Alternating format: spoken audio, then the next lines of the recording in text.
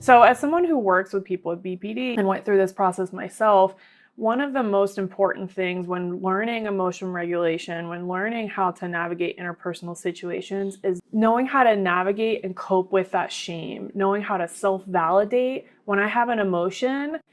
Even if my reaction to a situation is out of proportion, doesn't make sense, if I just jump in and shame myself for the emotions I have that I don't necessarily agree with or aren't in alignment with my values or whatever, that's not actually going to teach me anything or help me learn how to cope with that emotion. It's going to basically replicate the same thing that that environment did as a child. It's going to just tell me, stop having that feeling. What's wrong with you? You're too sensitive. You're a brat, yada, yada, yada, all that invalidating stuff.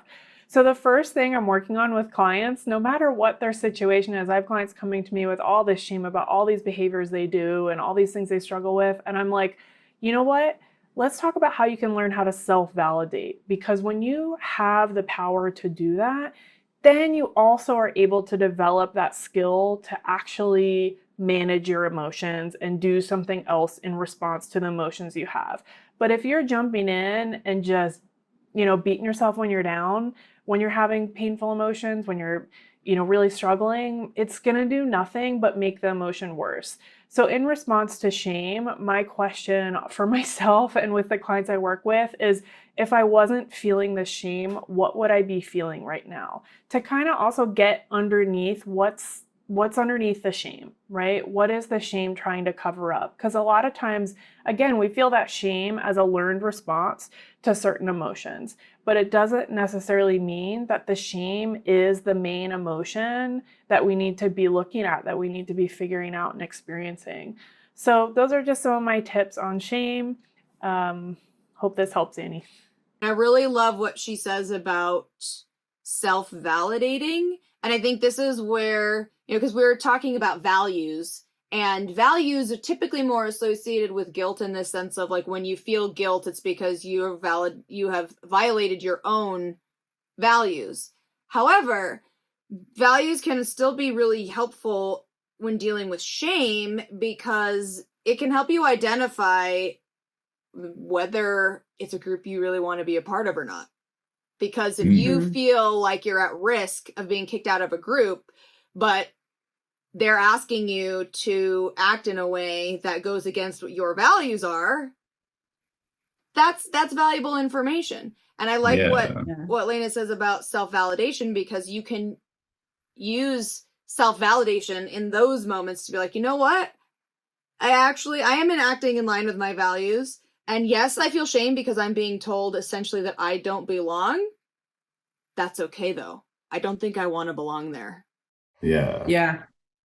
That's like what I did with my family. We are so out of line with what I value and think is just a core, how you should interact with other humans, that I was like, this isn't my place. I don't know where I was supposed to, or I don't know where this other family is, but.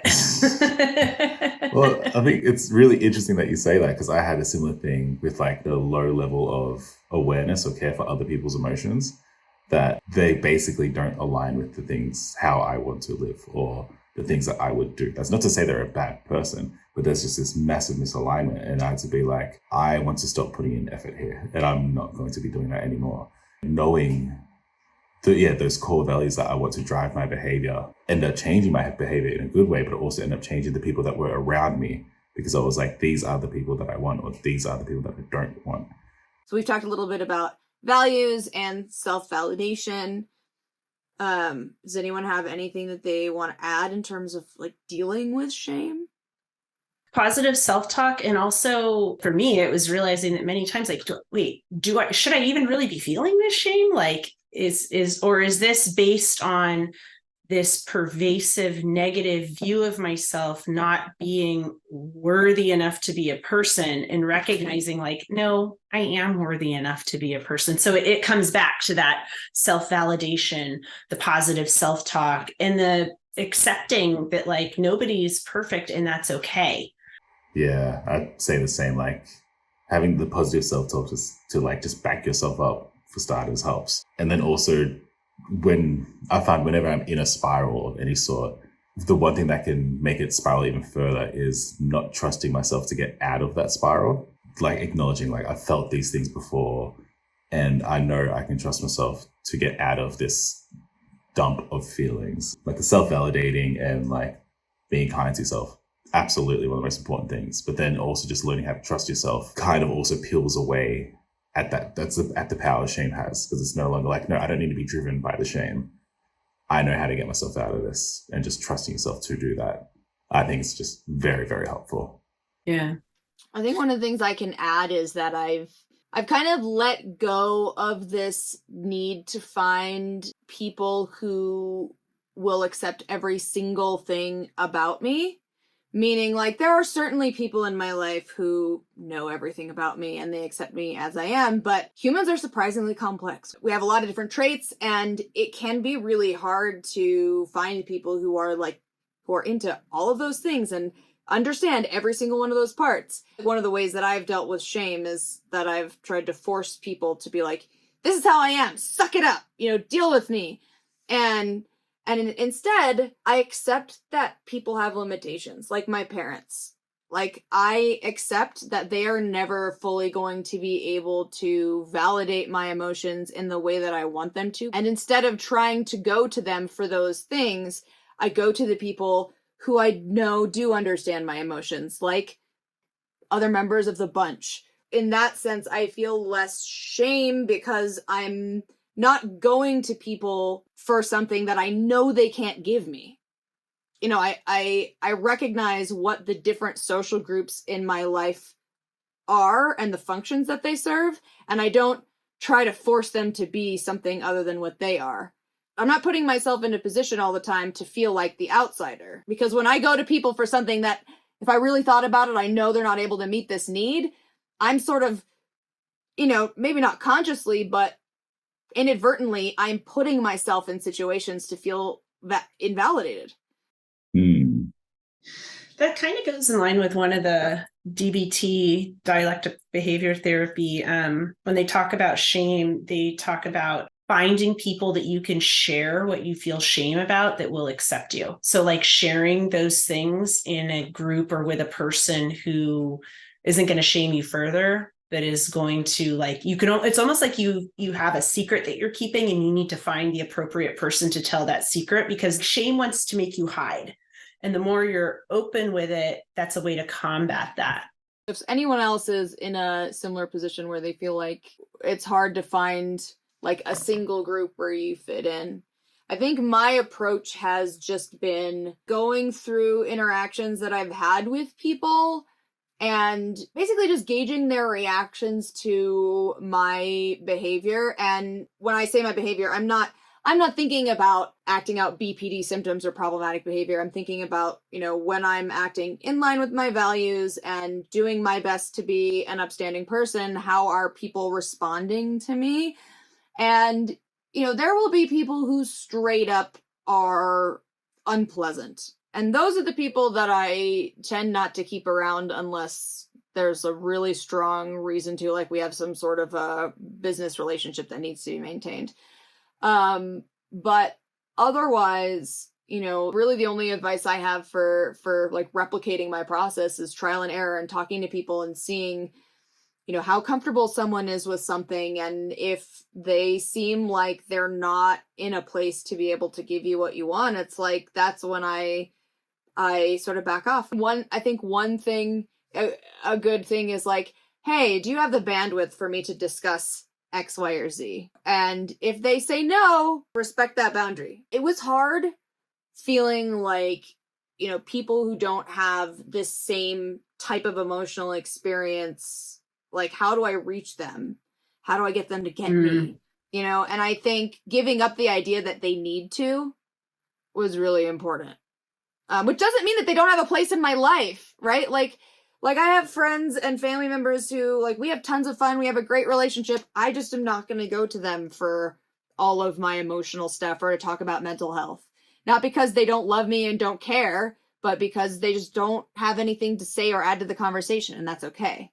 That's different from the people who are like, wow, you're crazy. Why are you talking to me?